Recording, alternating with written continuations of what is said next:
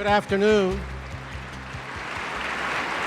Thank you all for coming again. The third installment of this year's lecture series. I think, I don't know what you think, but I think it's great.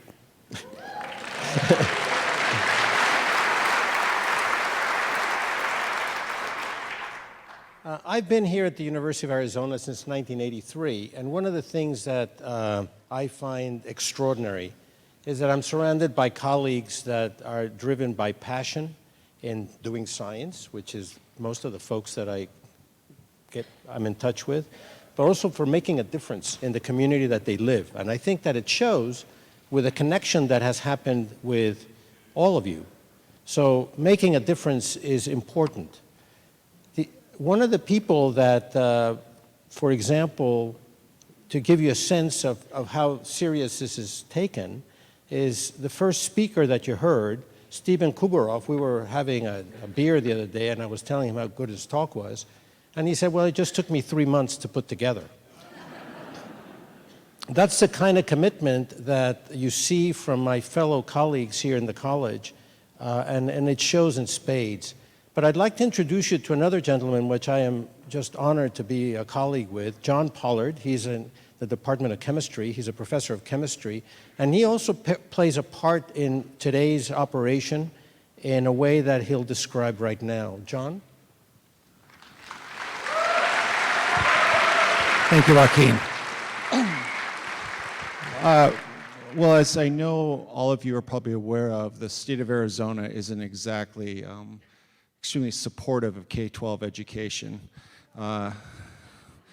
We've raced to the bottom in this area, but I can tell you that the College of Science in many ways has tried to help with this by providing support for our local teachers in many ways.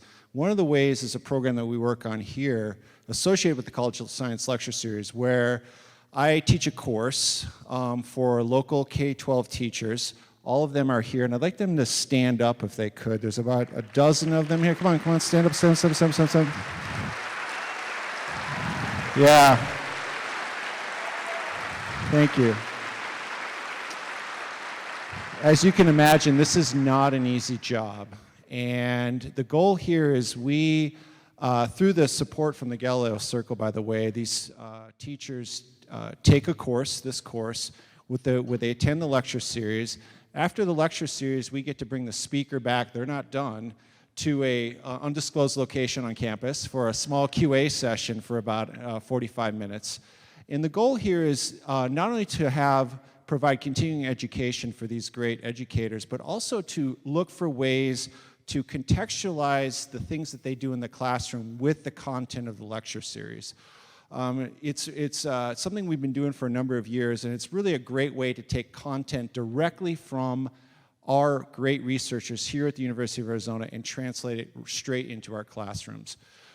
In addition, by the way, I also have another class that's here. I have two classes here of 18 honors students who are first-year honors students taking an honors colloquium. They are also going to join us tonight for the QA session. So I have about 30 people there. And then also some of the teachers have some high school students who join us. So the teacher or the lecturer comes back for a Q&A session with teachers, freshmen here at the U of A from the Honors College, and high school students. And it's quite a time. They definitely get grilled in a good way. So I just want to acknowledge the great teachers, of course the honors students, and thank the support from the Galileo Circle for supporting that program. Thanks.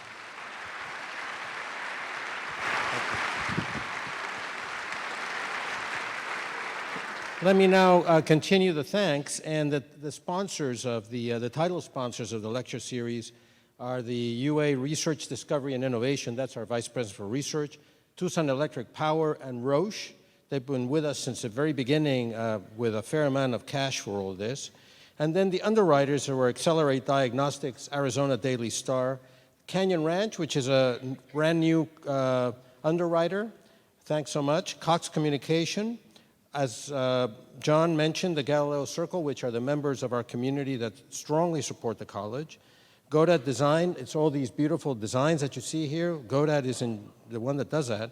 Halua Loa Company, Marshall Foundation, Wynn and Tarbet Patent Law, Raytheon, Research Corporation for Science Advancement, and Tech Launch Arizona. And please help me thank all these people.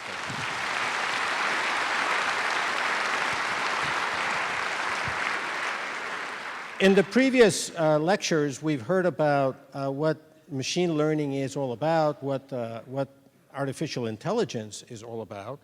And today, Nirav Merchant is going to tell us a little bit about how you actually put together what you've learned in the first two lectures in a very creative way.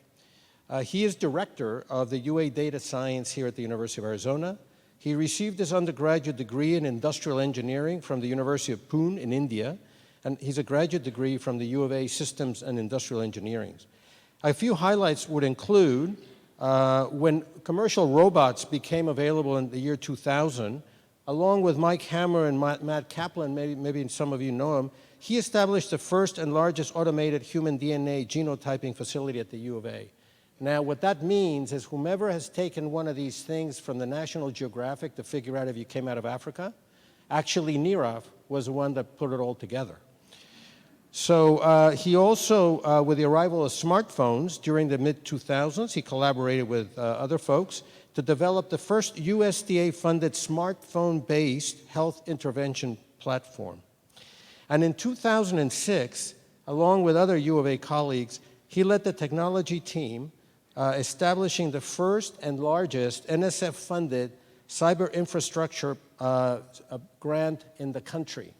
At that point, there was, I think, $60 million, and NSF had not written a larger proposal, given a larger amount of money to anybody for this kind of operation. At the point when he did it, it was called iPlant. Now it's called Cyverse. They're using one bad word for another one. But anyway, what they do is pretty good. So please welcome Nirav Merchant.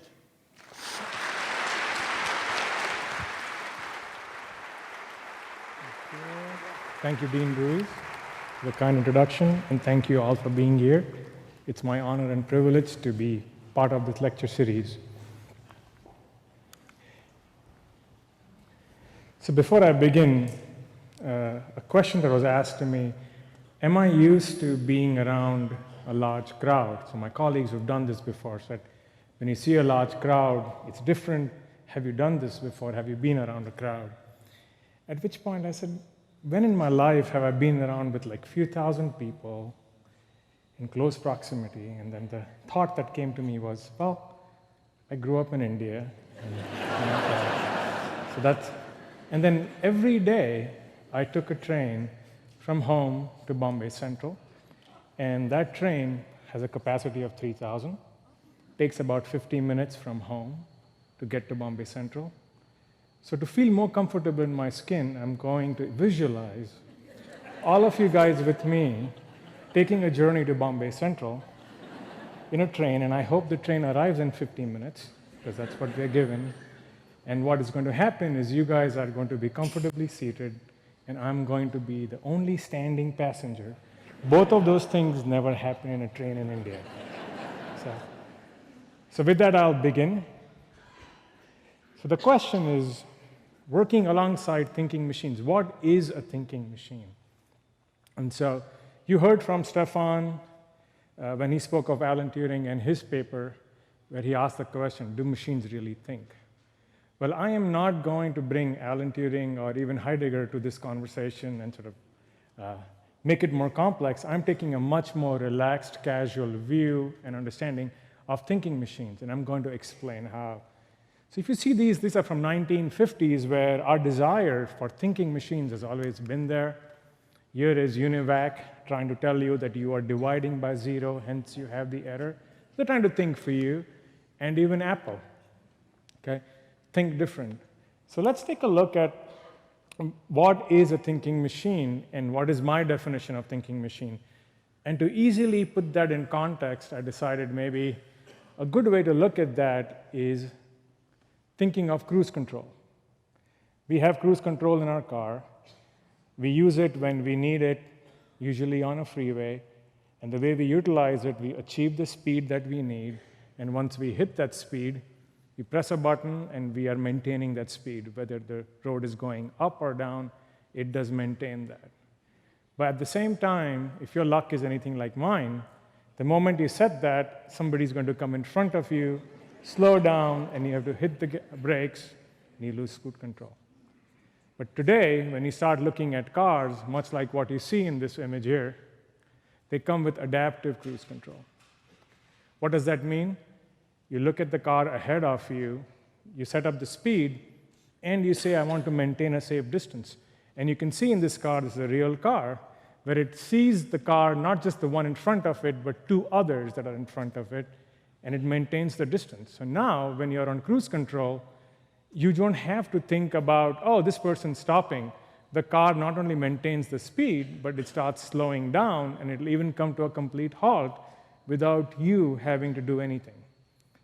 The difference is, in the regular cruise control, the only thing in your body that got a break was your leg. It was not having to use the gas pedal. But in this cruise control, in the adaptive cruise control, your brain is also allowed to relax a bit, because now it's not thinking about, oh, something is breaking, I need to stop. Now, there is a trust factor. If you don't trust this automation, yes, your brain's going to be freaked out all the time, but it comes to a point where the cognition overload goes down, and you are comfortable with this automation, and some of the thinking it's doing for you on its behalf.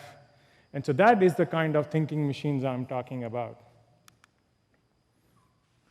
So we are in a very interesting relationship between machines. You heard from Stefan about the algorithms. You heard from Mihai about algorithms and artificial intelligence. More importantly, the intelligence augmentation. And that's the camp I sort of subscribe to. And Mihai hinted on some of the data elements of it. I'm going to talk a lot more about data and the human aspects of it, and why it's really critical for us to be really comfortable with machines, with data, and more importantly, have a platform that allows us to bring all of this together, the substrate that allows us to connect the algorithms, the machines, the systems, and the human beings that help it do what it needs to do. And so with that, I will talk about data. So the data we produce, we're really good at it. How good are we? And sometimes people underestimate our capabilities. So first, let's understand who is online. So if you look at it, we are about 7.5 billion people. 3.7 billion are already on the internet, which is a staggering number. 2.7 are on social media, and I know that's not a good number, but still they are. And then you have 5 billion, close to 5 billion mobile phones, 5 billion mobile phones, and half of that, 2.5 billion, are on social media using their phone. So you can easily assume that there are 2.5 billion phones in the world that are on the internet, which is, again, an amazing number. So what kind of damage can these people do when they start spewing data? So let's take a look. So what is a minute on the internet? How much data can we produce in a minute on the internet? So you're going to find your favorite rectangle, and your eyes are going to go for it. But the first one is 87,000 hours. 87,000 hours of Netflix video is streamed every minute. And the question you ask, how can you get 87,000 hours in a minute? Well, when you have 5.5 million people trying to watch something, you get 87,000 hours of video in a minute.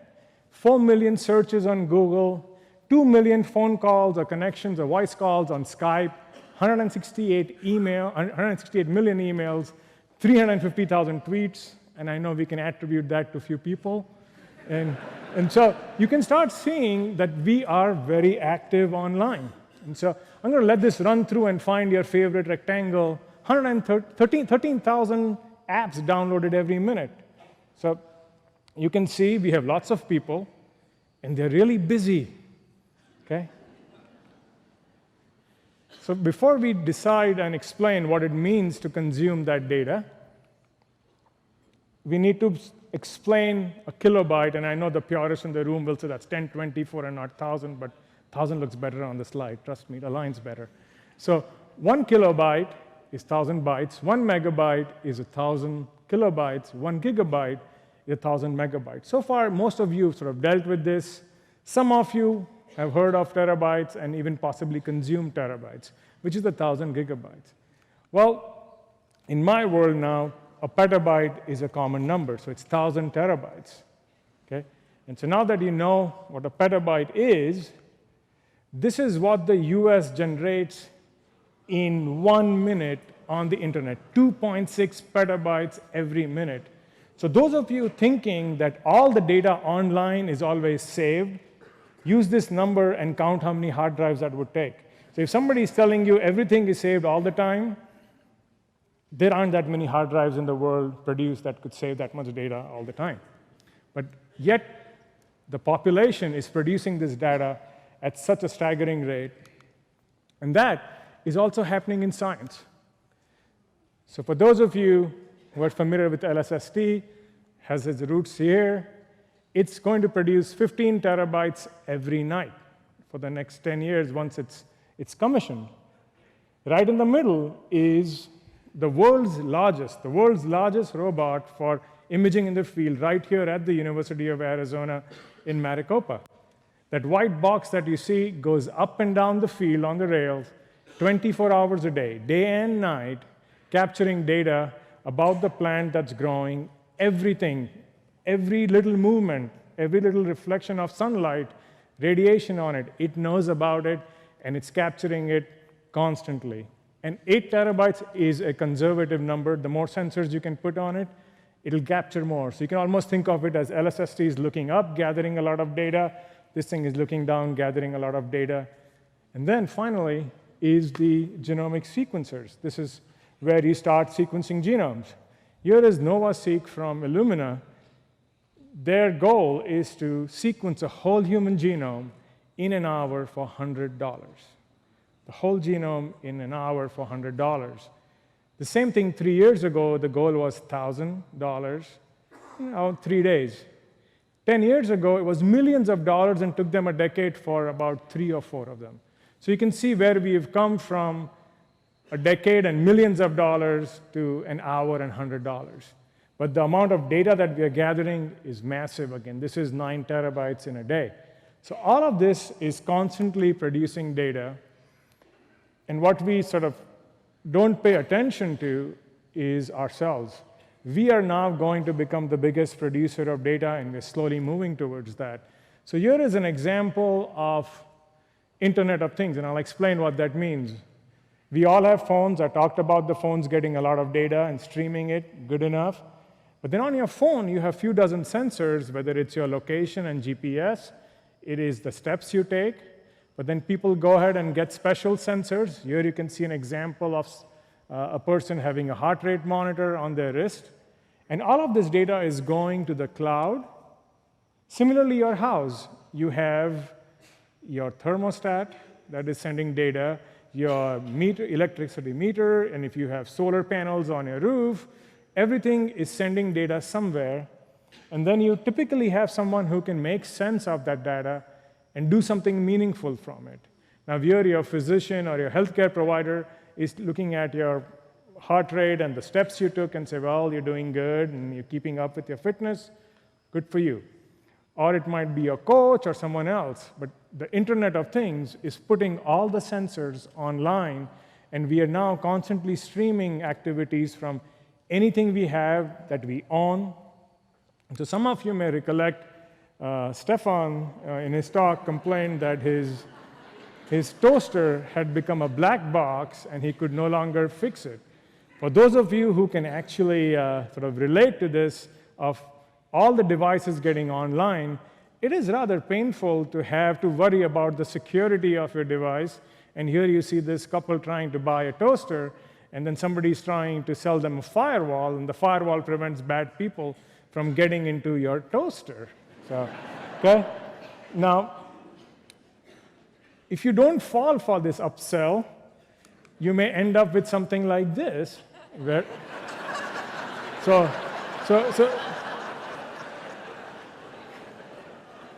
you have to be prepared for the consequences of having a life where you are on the Internet of Things, okay? And that's reality for us. So now let's take a look at what can you do with this data that you're gathering at this sort of staggering and amazing pace. So the goal is to convert this data into something more meaningful. So at the most base layer of this pyramid is raw data. If you just start spewing data and sending it somewhere, and it's just getting collected, It's sitting there. It doesn't really have much value to it because it is not transformed into anything that's meaningful. And by that, what I mean is it has to go through some processing before it becomes useful and becomes information. Okay? So just becoming a data pack rat doesn't really buy you anything. Okay? You have to do some layer of processing before it becomes useful for you and it becomes information. The layer above that, once you apply some cognition to it, you can transform that information into knowledge. And eventually, when you start applying judgment to it, you start getting it into wisdom. So you really want to take your data, get more insights out of it, and keep going up the pyramid. The example I can give you is from Mihai's talk. If you remember, in the last talk, Mihai mentioned that he had hundreds and thousands of papers, scientific papers, literature, that he gathered, and then they processed them, and they were able to extract pathways from it. Now, when they did that processing, the papers by themselves were raw data, but the moment they moved it on and processed it, it became information. Okay? Good enough, they understood the pathways. When they applied cognition to it, and they said, well, these are pathways that were never really discussed before, and they seem to be related to breast cancer. That's when that cognition moved it into knowledge. Now, from going from knowledge to wisdom, there's a lot more experiment and other things that need to happen. But the point is, going from data all the way to wisdom, there is different levels of processing, and there's different level of expertise that's required. And a lot of what you see is at the data and information layer, because that is currently very well understood. People can really process those things well. As you move to the upper levels of this pyramid, you start relying on systems that are much more driven by machine intelligence, and that's where you need the machine learning and artificial intelligence and intelligence augmentation to solve it. Okay? So keep this pyramid in mind. We are going to revisit that multiple times. So how does regular data become big data? Okay? You keep hearing the word big data, and you're going to hear a little bit, or maybe a lot more about it in a few weeks in a talk when Win talks about possibly there not being big data, which I sort of subscribe to. So how does regular data become big data? Okay? Welcome, my friend, Big Data from Stefan's talk. We love him, so we bring him from time to time. For somebody who opens a file and it crashes Excel, that file is big data for them. Okay? But jokes aside, big data as a concept is pretty amazing. There's a lot of marketing hype that got around it. But the core concept that I want you to take home today is there are two flavors of data that it deals with. First, called structured. Think of it like a spreadsheet, where you have columns, but each column, you know that this is date, this is the name of a person, and so it's pretty well described, and there's lots of data in it. And then there is unstructured data, which is just like web pages. You can have text anywhere. It could be a paper, literature, where there is no structure, but there's a lot of text to it, and it's very hard to interpret that. You have to read the whole thing to make sense. So now you have structured and unstructured data, but inside that are patterns. And there is no exact relationship between those two. By that, what I mean is, in your spreadsheet might be social security numbers, but there might be no social security number here. It might be a person's name. Can you link them together? And you might, as a human, say, oh yeah, you can look up the person's name, but then their name is different, and it's also an alias, and all those things start coming in the way. But if you rely on some of the techniques that come from big data, where the underlying machine learning methods allow you to make these connections much more easily, that's when you start taking these patterns and being able to predict and do good and useful things with big data. Okay? And you always have the large volume and velocity and variety. Those are nice, cool marketing things. But keep in mind the two things: structured, unstructured, and lots of patterns. And as you can see, this young gentleman is trying to get out of his homework, calling it big data homework. So let's see how we can take a simple question that I have, or I had, and convert that into big data very quickly. So I was interested in knowing how much solar radiation is on my roof, is my house a good candidate for getting solar panels? And much like any reasonable human being would do, I go to Google and type it in and say, solar panel roof calculation. And needless to say, Google, the first hit, which always surprised me, was a Google project. And I'm like, oh, OK.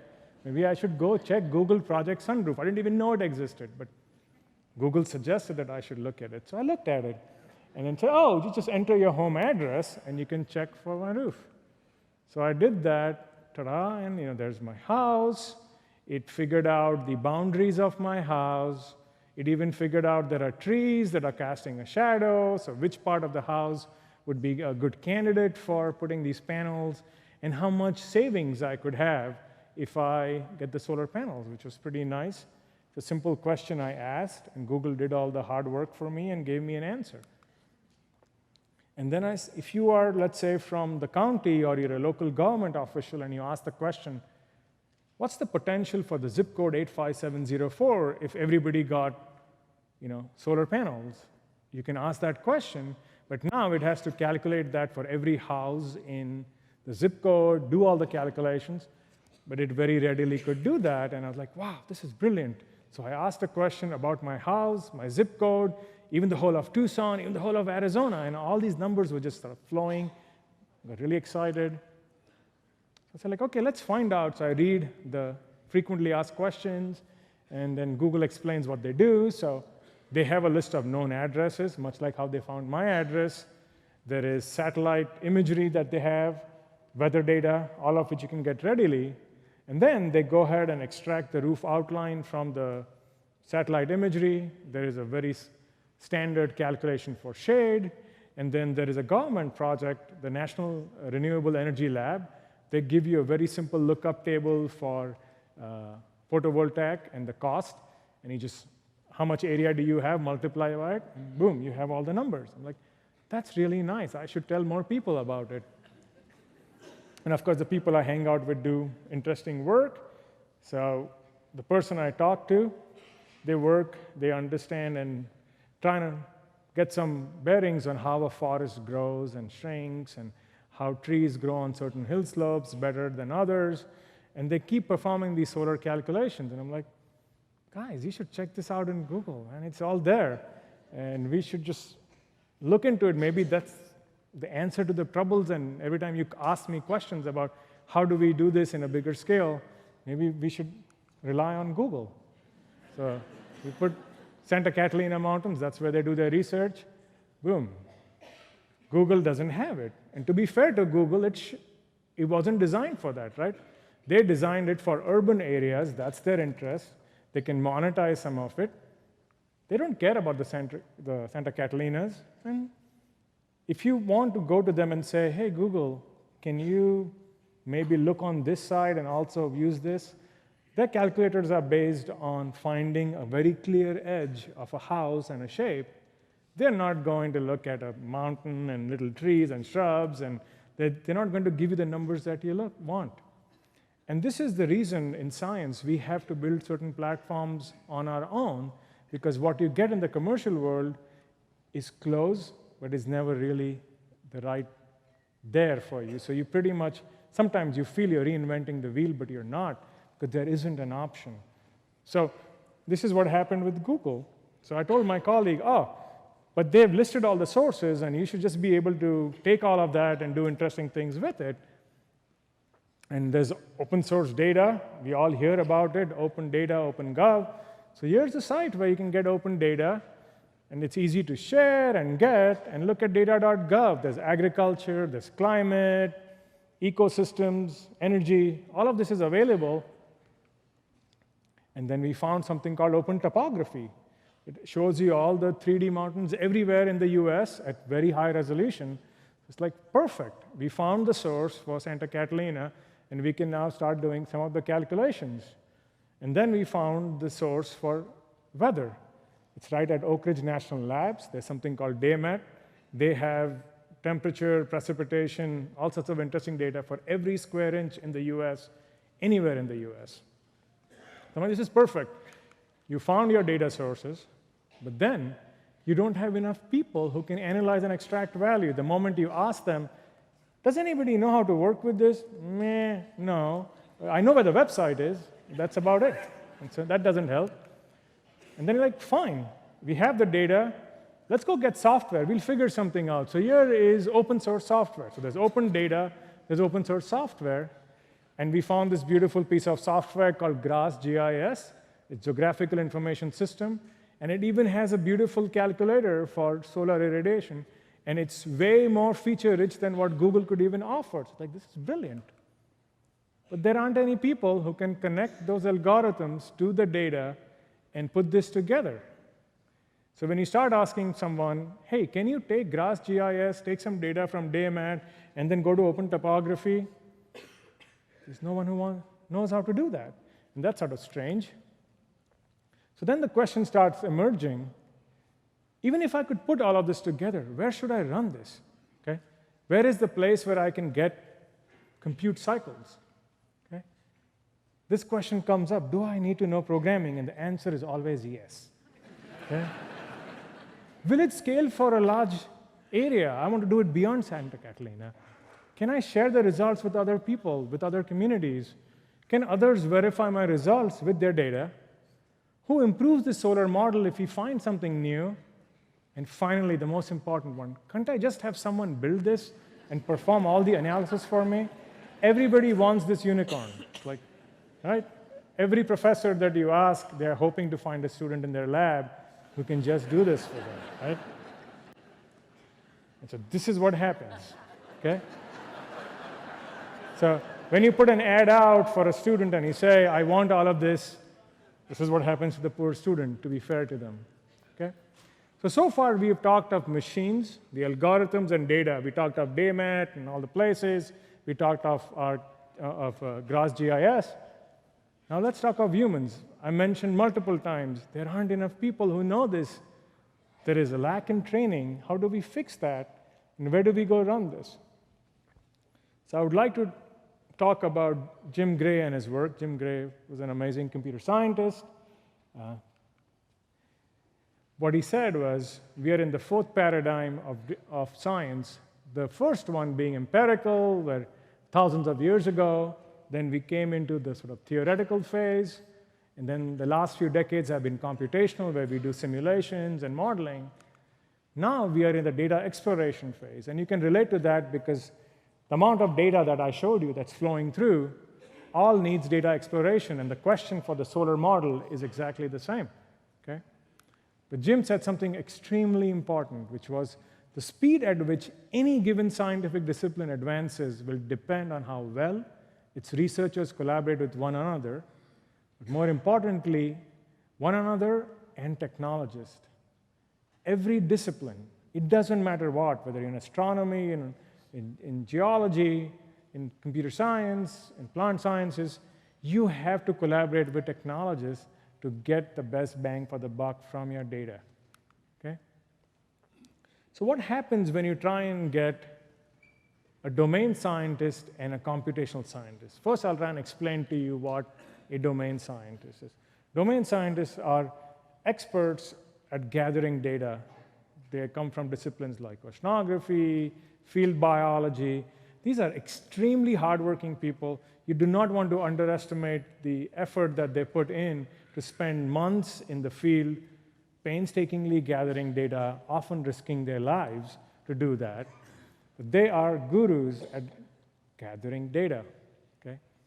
The computational scientists are the computer science, information science, the mathematicians, the engineers, okay? Now, I'm not trying to say their jobs are, cushy and they don't have to worry about it.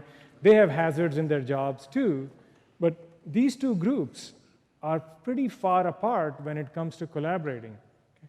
And it's not that they don't like each other, they don't like to socialize with each other. They absolutely do it. What happens is the friction at the boundary of infrastructure when it comes to sharing data, sharing compute, is what prevents them from collaborating together, and I'll explain that further. So what we really need is for these groups to start sort of having much more active dialogue. And that happens when the person who's designing the computation says, hey, I have a method that would work with your data set. Can you give me something? What does the domain scientist do? Find the nicest, cleanest one, polish it, and say, here's my data. And the person like runs it, and wow, good results, awesome. So they tell the person, yes, it works. And then the moment the domain scientist understands that, they pull up a big truck full of data and give it to this person. The computational person raises their hand and says, whoa, that's way too much data. I can't handle this. I'm just going to give you my method. You run it at your place. And that's when the domain scientist says, hey, I don't do those things. So now you have two groups that absolutely need to work together, but they are now fighting over the boundaries of infrastructure. And that's sort of the part we need to change. And the way we can change that is having a nice overlap where each of these groups have some, let's say, empathy for each other's work and understand the limitations of technology, and then they can together build infrastructure that is relevant for their research. And that infrastructure often is called cyber infrastructure. And let's talk a bit about it, okay? I'm going to take you back in time, 2009, February 9th, this very stage, this very event. Maybe some of you recognize my colleague, Vicki Chandler. She spoke to you about a project called iPlan Collaborative, where National Science Foundation, as Dean Ruiz mentioned, realized that they were funding a lot of data gathering, but not enough of what they were funding in the computational sciences was coming over as a solution for the plant science community. And they figured we had to rethink this question in a very different way. And so that was the birth of our project. So Vicki, on this very stage, talked about how scientists, teachers, and students will develop an infrastructure that allows and empowers advances in plant biology. And what I would like to do today is show you where we took this project and where we are today and where we are going in the future. So this is sort of a quick timeline of what we did. We were sort of born in 2008. In 2010 is what our public launch was, where we went to the community and said, here's something, start using it. You would wonder what we did for 2 years. Good question. What we did for 2 years is go and talk to both of those circles that I talked about in the Venn diagram that doesn't overlap, and ask them, what is it that's preventing you from doing a collaborative research project with somebody in the computational sciences? And the more we talked, the more we learned, we realized that there were fundamental gaps in usability. There was a complete lack of training, and we had to fix those. None of those sound really sexy to get funding from NSF, but we were focusing on grand challenges, but there were so many challenges that had nothing that were grand. They were like straight up, oh my God, we can't do this. So people were producing data and shipping hard drives. How can you collaborate on a multi-terabyte project where FedEx and UPS is part of your research cycle? You can imagine what happens when you send something and it disappears or appears after a few days, and by the time it reaches at the other end, you've already changed something. So are you just constantly going to be shipping things around? That's not the way to do science. And so that's what we did, and then our mission became design, deploy, and expand national cyber infrastructure for life science research and train scientists in its use. Emphasis on train. We had to make sure we were training people. And so in 2013 is when our mission was expanded from just plant biology, because everything that we had built was so generic that anybody in life sciences could use. And I'll show you what we built. And in 2016 is when we realized that our astronomer friends, our engineers, the hydrologists, they all were showing up in our infrastructure doing cool things. And the name iPlant was rather confusing for them because, hey, why are you in plant cyber infrastructure when you're doing geology or you're an astronomer? And so it was really easy for us to solve that problem by changing our name from iPlant to Cybers, which means cyber universe. Anybody come, do good things using our infrastructure. And we changed also our tagline to transforming science through data-driven discovery, much like what Jim Gray said in the fourth paradigm. data-driven discovery, so the data exploration was at the center of what we do. So now when I say cyber infrastructure, what comes to people's mind? And this has always been the case. You are a big audience, so I'm not going to poll each of you. But for most people, it is lots of machines, rows and rows of computers, fast networks, visualization. Very rarely do they say humans. And humans are the most important part of cyber infrastructure. If you don't have the right people who can teach you how to use this and answer your questions at the right time, most likely you are not going to use this expensive piece of equipment, and even if you use it, you are going to use it very inefficiently. So having a human in the loop, and I want you to keep this in mind as the talk progresses, human in the loop is most important for any of the machines that think. Okay? I don't want you to pay attention to any text in this, trust me. Okay? All I want you to pay attention is right here. At the top layer are things that we call products. They're ready-to-use things. Okay? If you remember the solar question I had about my roof, that would be someone like me coming at the top level and saying, all I need to know is how much solar radiation is on my roof. I don't care what's below this, don't care. I just have this question, and I start there. But the moment I start asking questions about Santa Catalina Mountains, and can I do this, can I change that, can I give you a new model, all of a sudden I am migrating on this technology stack and coming closer to the systems that I can then control the levers on. I can answer my own question. And that's important because when you're at the top layer, the flexibility is not much. It's like, give me your address, I'll give you an answer. If you put in a Santa Catalina, I'm just going to say, go away. Well, when you're doing research, you don't have that choice. You have to figure out how to get those numbers. And so this is very common for our users to say, all I need is this, and then after about a few days, but it would be nice if it also did that, and can it do other things? And so that's sort of how our users graduate into coming closer to the system and building their thinking machines. Okay? The other piece that I would like you to draw attention is right in the middle. Don't try and read anything. Just right. That's our foundation, where what we did is just like how we went to the community, asking questions about what was preventing them from collaborating. We went to groups that were doing this for 20, 25 years and doing an amazing job. For example, IRODS was being used by the astronomers. Condor was being used by the LHC, which you heard last year. All of these projects have been doing this for a long time, and they had a lot of experience. So we went to them and said, this is what our community is trying to do. This is what you guys are doing for particle physics. Can we fill this gap? And all of them follow the open source philosophy. So their code was open. We made changes. They made changes. And they all welcomed us with open arms. And we were able to make that modification and do new things very quickly because all of us were subscribing to the do not reinvent the wheel philosophy. And so we were up and running very quickly, and this blueprint that you see as our technology stack today is used around the world in multiple projects. And now we have Cyverse UK, there is Cyverse Africa coming together, Cyverse Chile, Cyverse Brazil, Cyverse Australia. And so all of these are taking these same templates, the same tools, and putting together their own solution. And that's really important.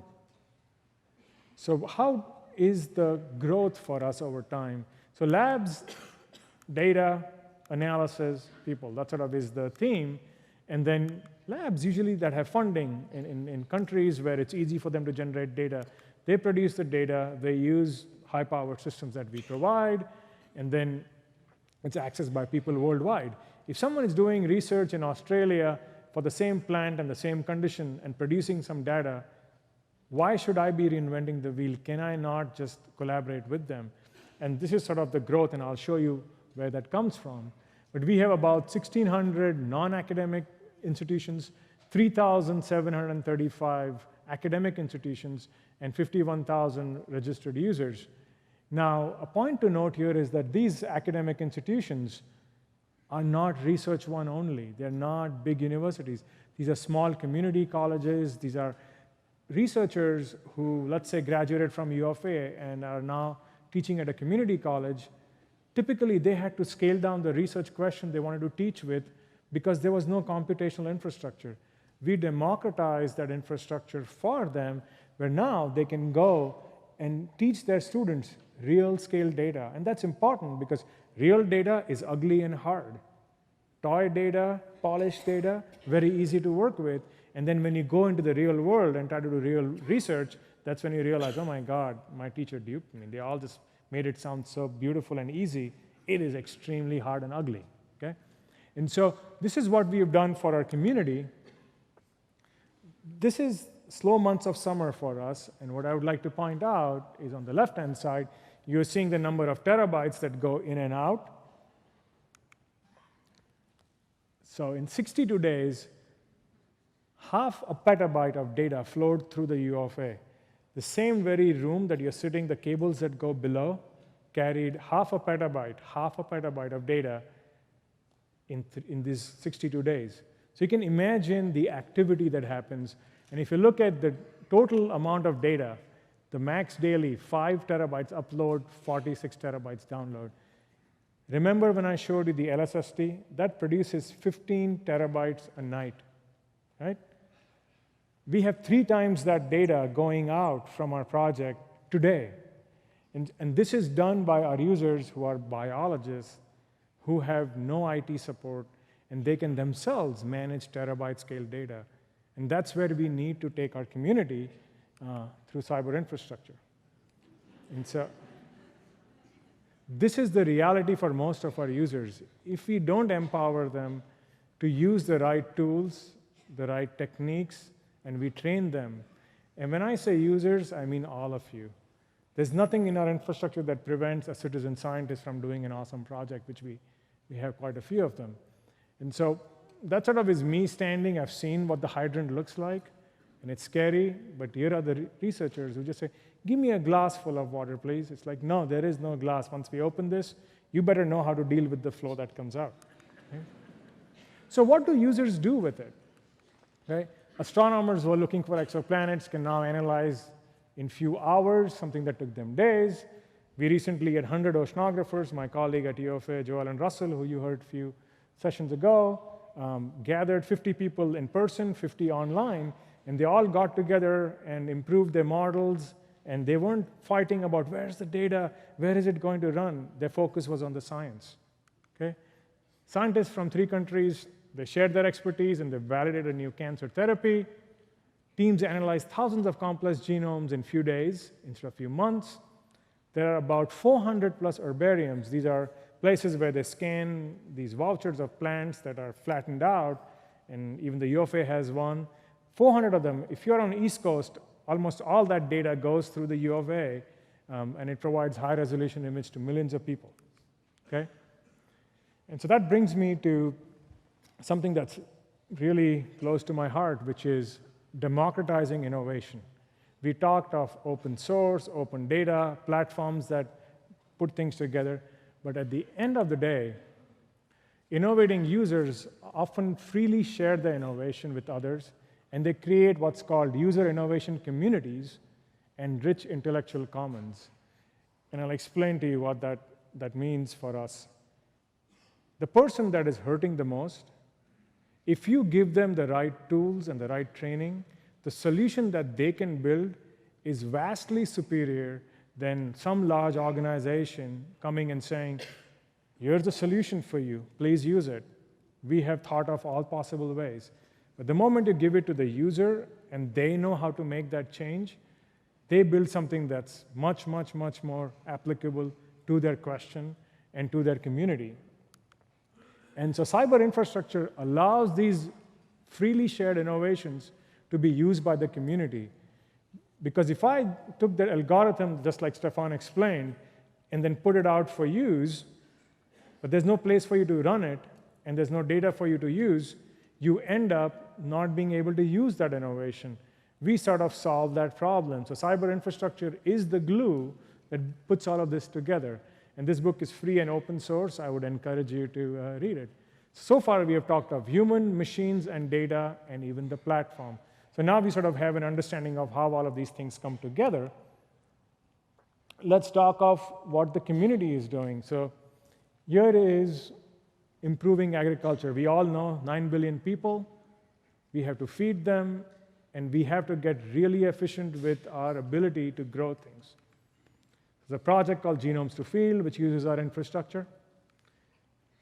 They want to develop corn that is very resilient to changing in environments.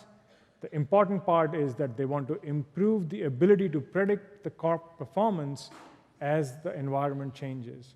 If you put the same seed in multiple locations, how the corn comes together is completely different. Even climates that are really close, Wisconsin and Minnesota, you will get completely different throughputs, output, performance from the same seed.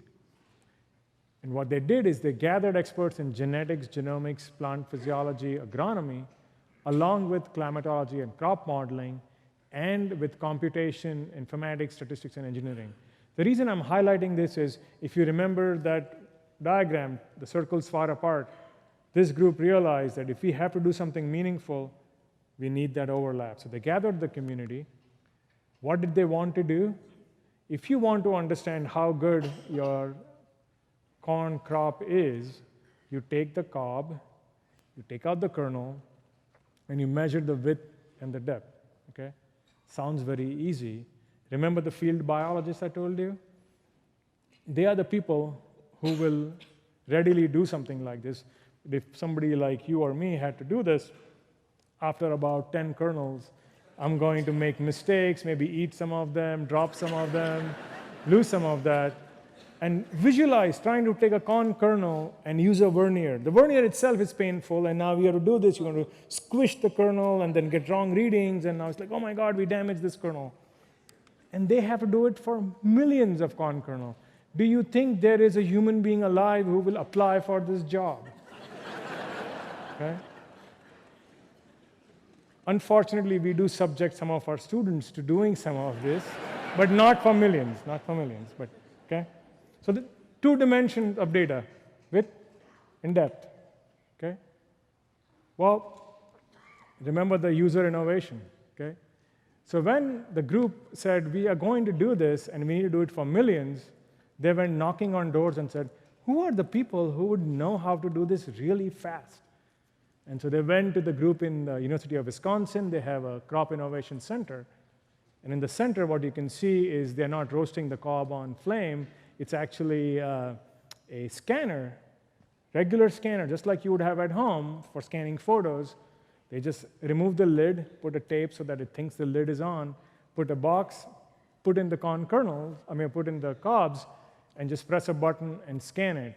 If they need to make the measurements right there, they just put the seeds, put the kernels on the scanner, cover it, press a button, it scans the image at high resolution. What happens next? So these are all the sites. You can imagine how many places are doing it. When they press that button and it scans, it all shows up in Cyverse. Once it shows up in Cyverse, it sends the data to Open Science Grid along with the analysis, and you literally get thousands, and I'm not joking. You'll get 4,000 or 5,000 computers simultaneously processing this data. So when you want to go through millions of these, Open Science Grid, remember open data, open software, Open Science Grid, this is where you can get analysis infrastructure at free. And then this processes all the data, and it converts data to information. Okay? Remember that pyramid. It took just scans, just images. We have no idea what's on it, puts all of that and creates it into information. And the team that takes all of that from data to information to knowledge is from Edgar Spalding's lab at University of Wisconsin. Nate Miller is a biomedical engineer who specializes in computer vision. He can take machine learning methods and apply that for machine vision. You give him a question and say, this is what I want to measure. He will literally put together, crafted with pride, with his own hands, an algorithm that will work beautifully for you. And you can just keep feeding images. So Nate did that. Celeste is the person that can then think of the questions about how the logistics work.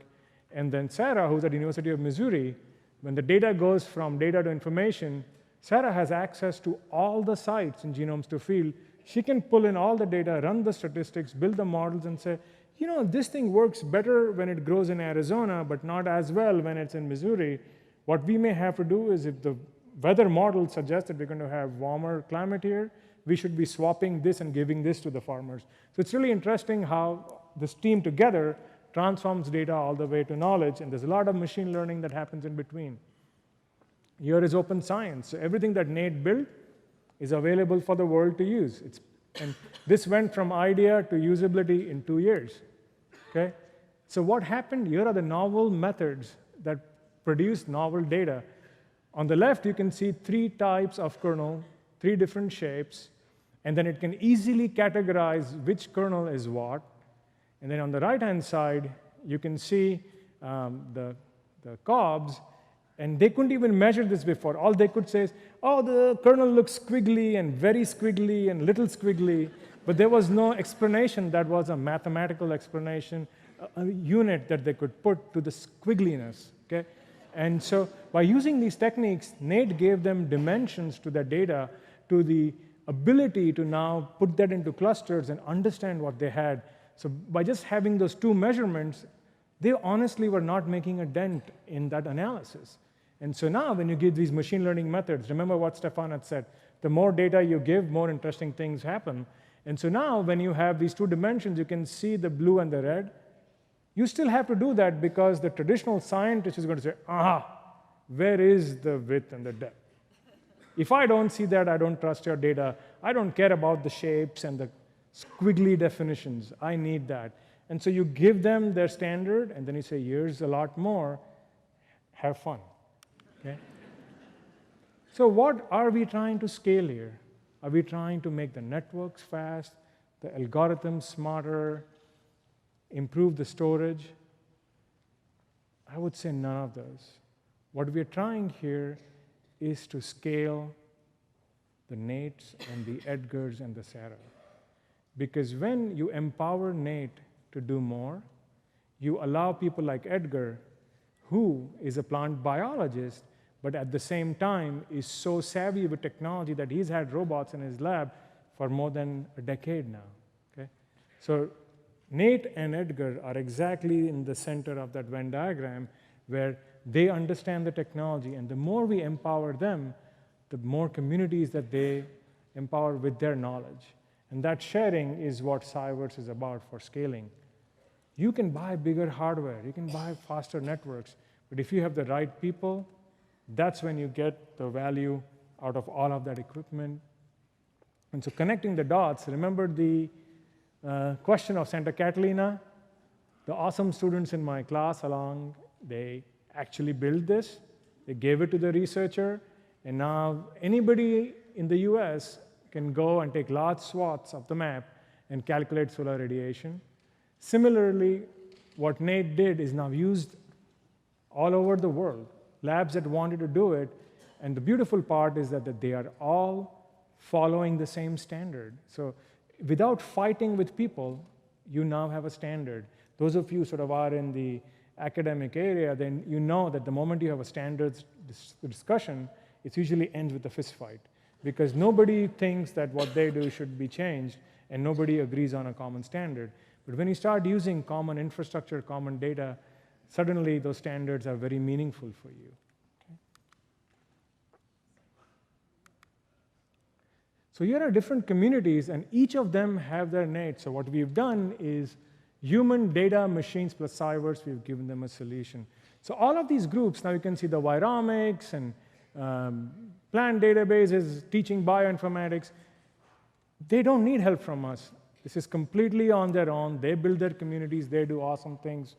And so we've gone from a think tank where people would meet to talk about how will we do this to let's just do this and I know where to go. And that's an important part.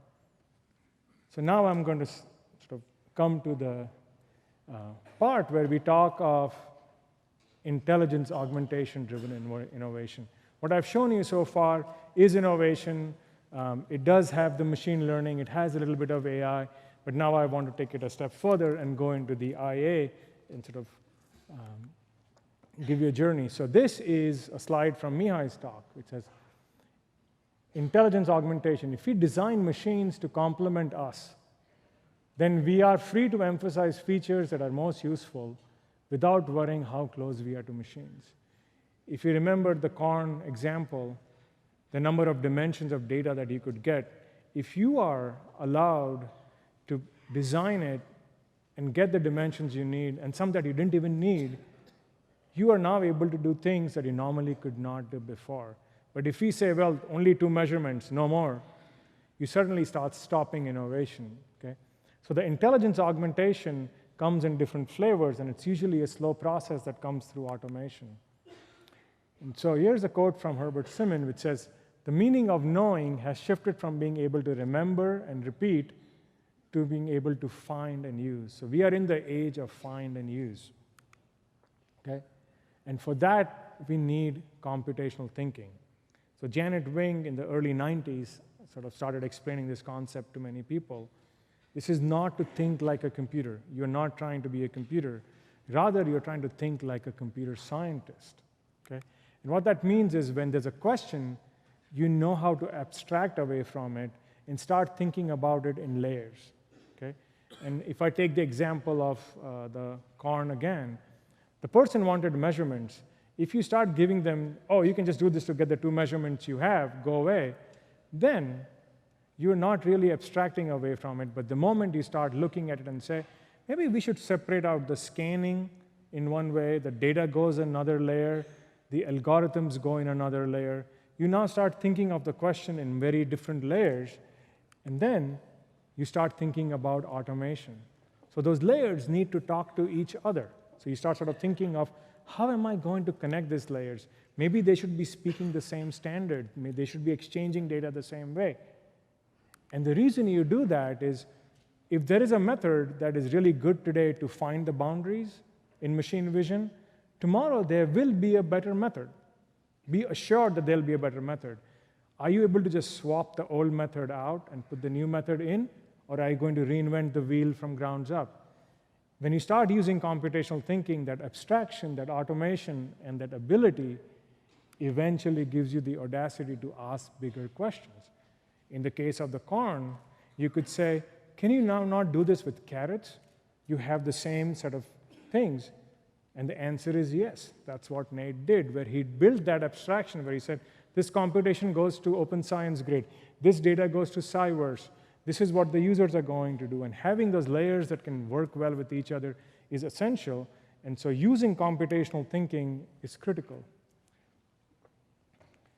I want to change gears on you and talk about knowledge capture.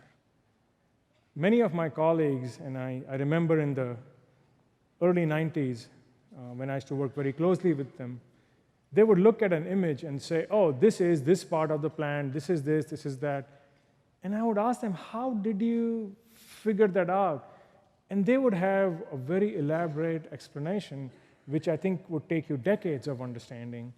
And now, those colleagues are retiring, they're going away.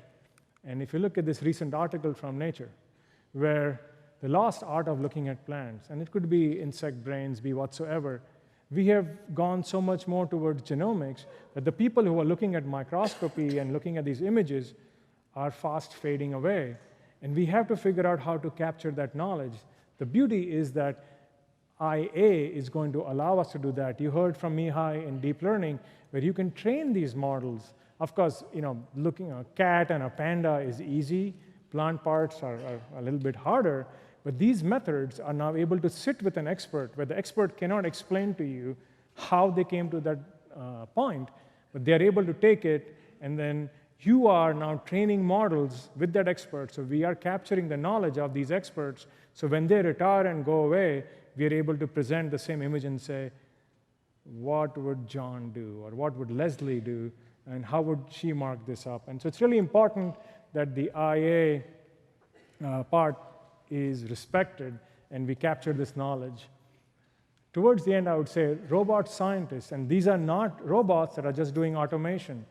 These are systems that you can give an hypothesis. If you remember what Mihai showed you, where there were millions of data points that his study produced, you can give it to this robot, and this robot will perform those experiments for you, not through just automation, but the experiments that fail, it's going to look at the images and figure out why it failed and what can be done to rescue it.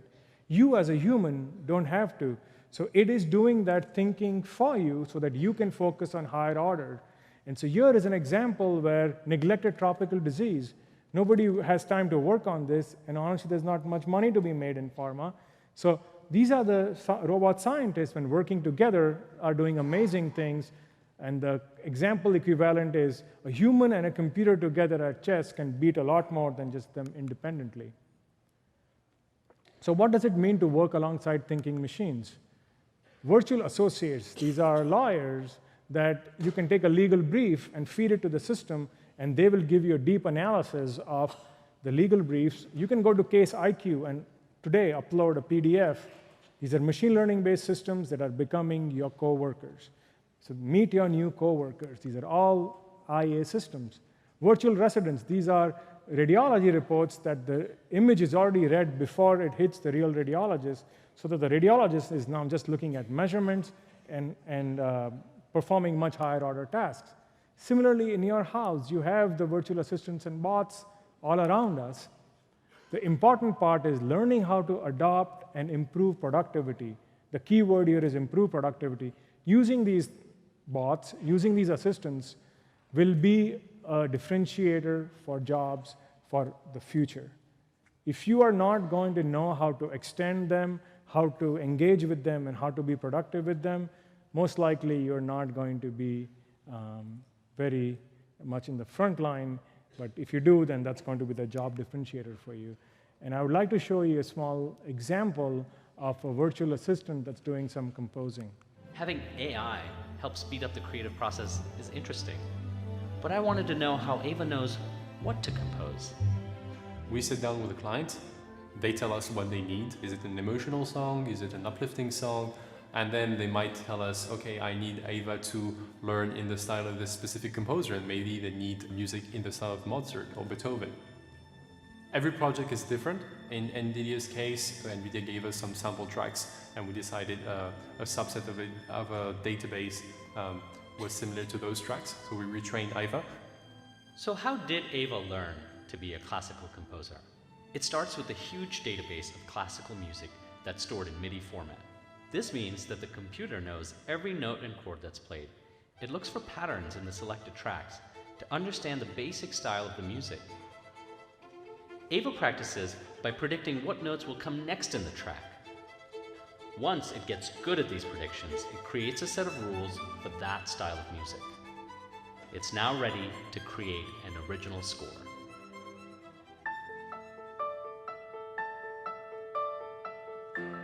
That sounds incredible. And once the client is satisfied with the music, we're able to have humans orchestrate the piece, which means converting it from piano music to orchestra music, adding different instruments. And then once the client is happy, then we're able to record it with musicians. 1, 2, 3, et...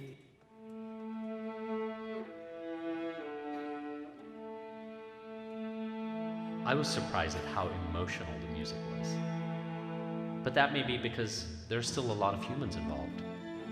Can AI really take it to the next level? To judge music implies to be outside and to look from outside. And when I'm playing, when I'm conducting, whenever I'm conducting the music, I must be in the very heart of the music. But I think it's a big chance for creators and musicians to use technology in order to ask it to push us toward excellence. So as you heard, humans are there, and this technology is going to push us towards excellence. And that is what we need to look forward to. And what you see here are my colleagues, my users, my collaborators, each of them being superstars, superheroes, and they work well together. And what happens here is that each of them have a role to play. You just have to know which superstar and superhero to work with. And finally, I would like to end by saying This is the proverb that I subscribe by. If you want to go fast, go alone. If you want to go far, you go together. And so we are in this journey together, and we want to go far. Come join us, be part of the fourth industrial revolution, and we'll have a good time. So thank you for the evening and being here.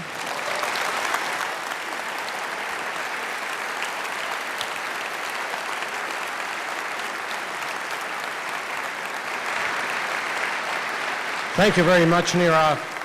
And we'll see you all. Before you go away, Nirav goes to the point of academia where you ask a faculty member what's the worst problem that they have, and they say it's the status quo. And then the next thing that they'll say, and I hate change. Have a happy evening. Thank you, everyone. And the train was on time.